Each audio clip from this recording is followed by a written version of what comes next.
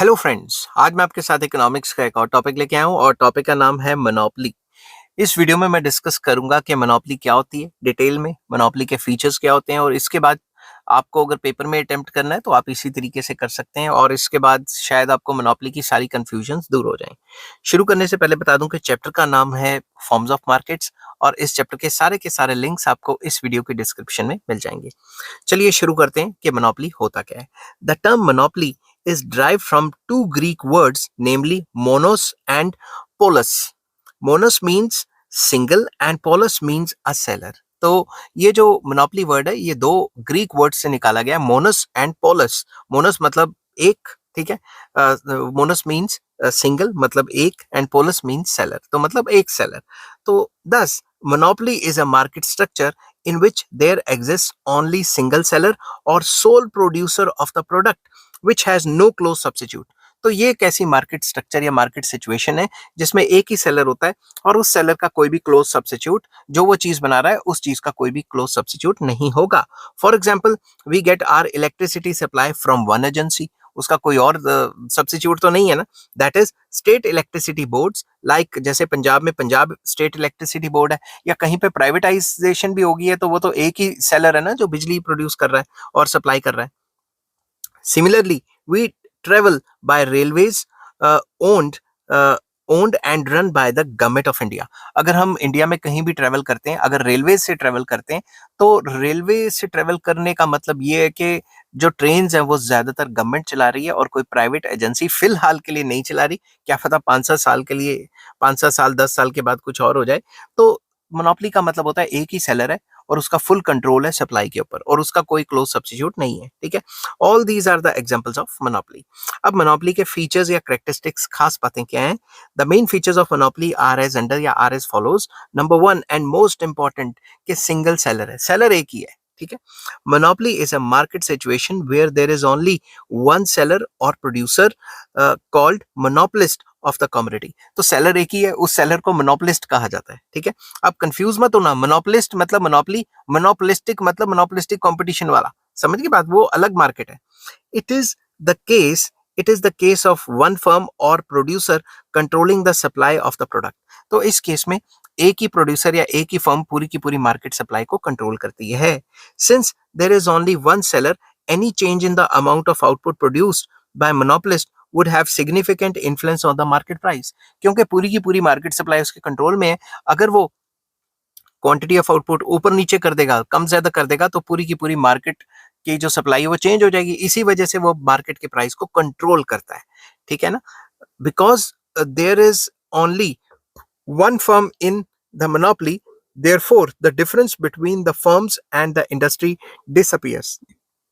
भाई खुद सोचो, फर्म एक ही है पूरी इंडस्ट्री में, तो क्या इंडस्ट्री और क्या फर्म, तो इसके बीच में जो डिफरेंस है वो खत्म हो जाता है। परफेक्ट कंपटीशन की तरह नहीं, फर्म अलग है इंडस्ट्री अलग है, ठीक है। However the number of buyers of the product is large. तो सेलर तो एक ही है मगर जो बायर्स होते हैं वो काफी लार्ज रहते हैं।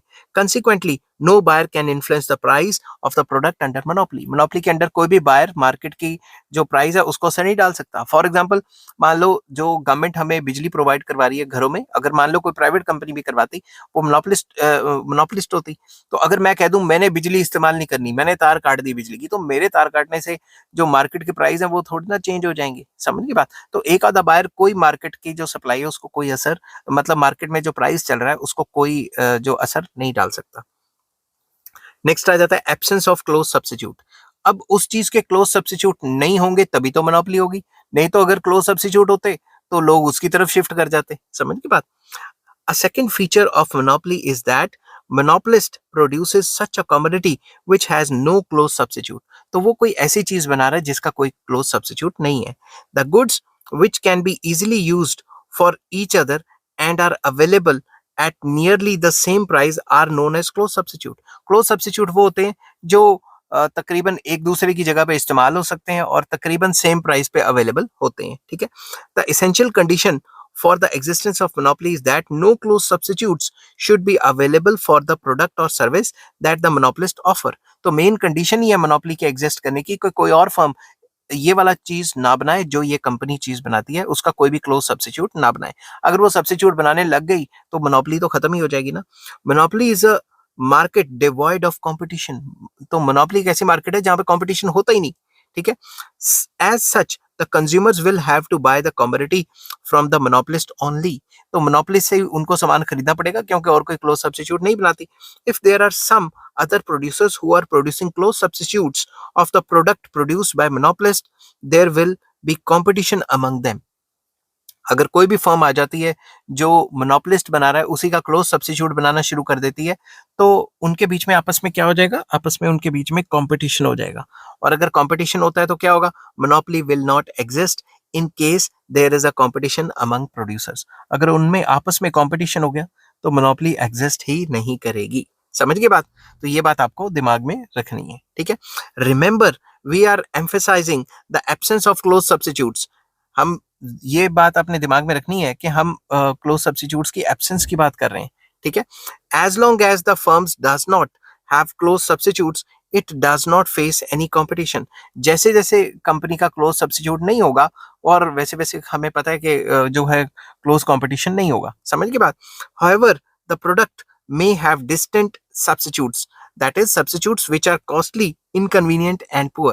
तो हम ये कह रहे हैं कि क्लोज सब्स्टिट्यूट नहीं है, मगर इसका मतलब ये भी नहीं है कि कोई भी सब्स्टिट्यूट नहीं है। सॉरी, डिस्टेंट सब्स्टिट्यूट्स हो सकते हैं मगर या तो वो कॉस्टली होंगे या उनको यूज करना काफी इनकन्वीनियंट रहेगा। कैसे?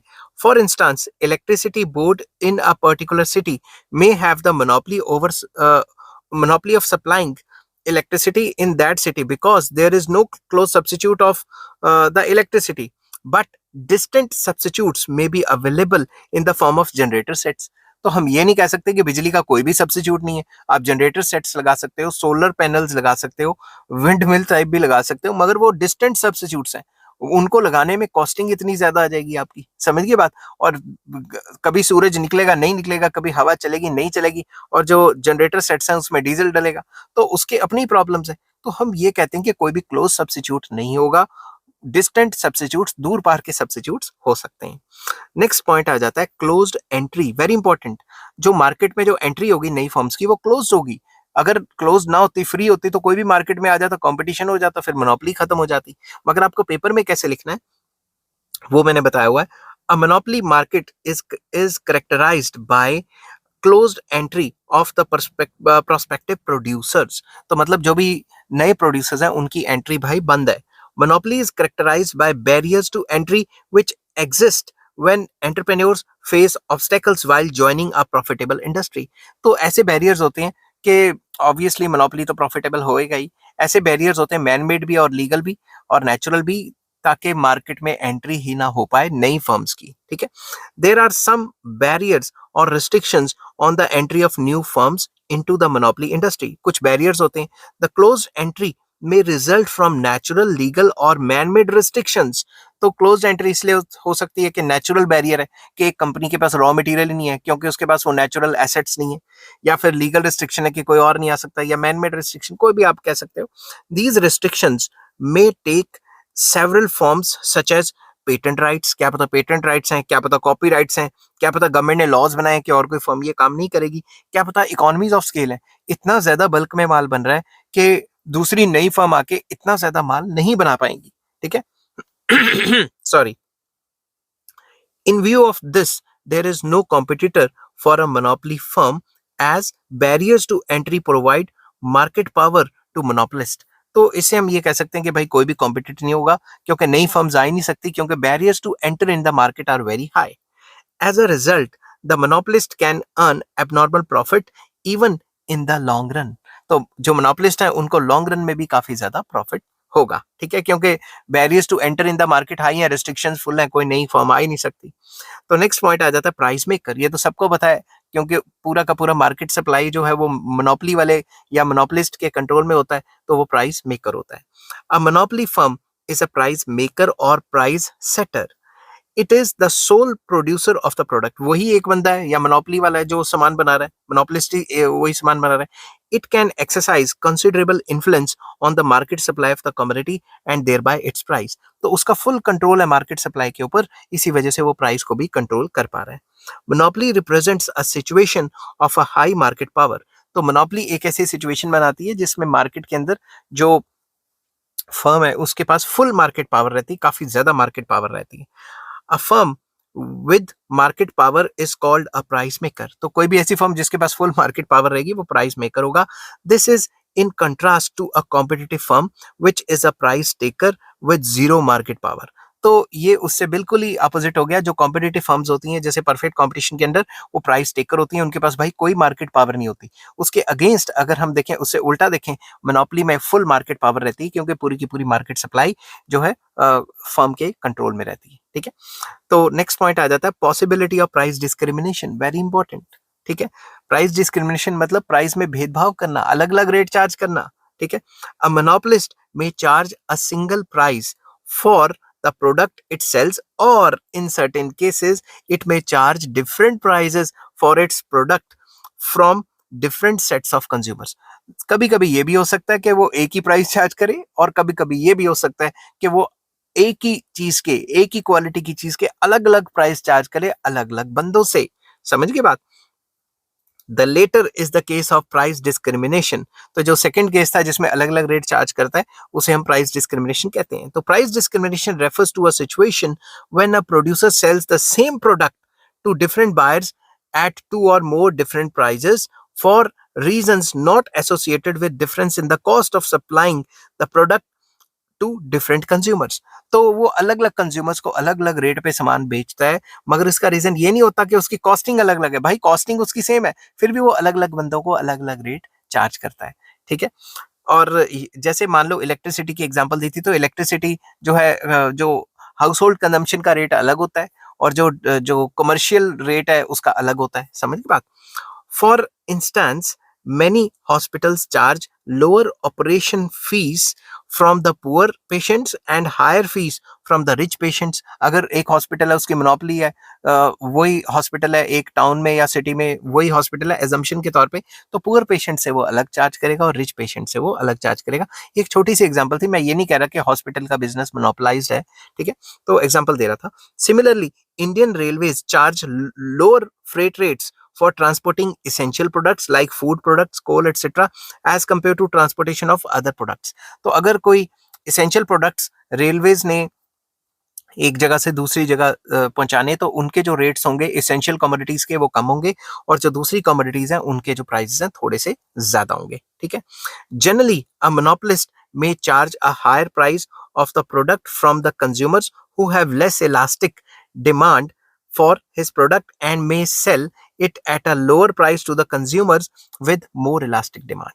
तो सिंपल वर्ड्स में ये भी कहा गया है कि मोनोपोलिस्ट जो मोनोपोली वाला होता है वो ये देखता है कि जो बायर है उसका सामान की जो इलास्टिसिटी है कितनी है. अगर तो उनकी इलास्टिसिटी ऑफ डिमांड लेस है, उसको पता है कि भाई सामान खरीदना ही खरीदना है, तो उनसे हाई रेट चार्ज कर देगा. अगर इलास्टिसिटी ज्यादा है तो मतलब उनसे जो है कम प्राइस चार्ज कर देगा. तो कहने की बात यह है वो इलास्टिसिटी को देख के भी प्राइसेस को ऊपर नीचे कर लेता है. ठीक है. अब इसको कंक्लूजन निकालते हैं. However pure monopoly does not exist in real life. जैसे प्योर परफेक्ट कंपटीशन एग्जिस्ट नहीं करता, वैसे प्योर मोनोपोली भी एग्जिस्ट नहीं कर पाती. Therefore it is an extreme model of market structure. In fact monopoly is the opposite extreme of perfect competition. तो ये एक एक्सट्रीम मॉडल है जिसको हम कहते हैं कि परफेक्ट कंपटीशन का एकदम उल्टा मॉडल है, एकदम एक्सट्रीम फॉर्म है. एक तरफ परफेक्ट कंपटीशन है, एक तरफ मोनोपोली है, इनके बीच में कई टाइप की मार्केट्स एग्जिस्ट करती हैं. तो आई होप ये वीडियो आपको पसंद आई होगी. अगर पसंद आती है तो please like, share and subscribe. इस चैप्टर के सारे लिंक्स आपको इस वीडियो के डिस्क्रिप्शन में मिल जाएंगे और चैप्टर का नाम है forms of markets. Take care. Bye bye.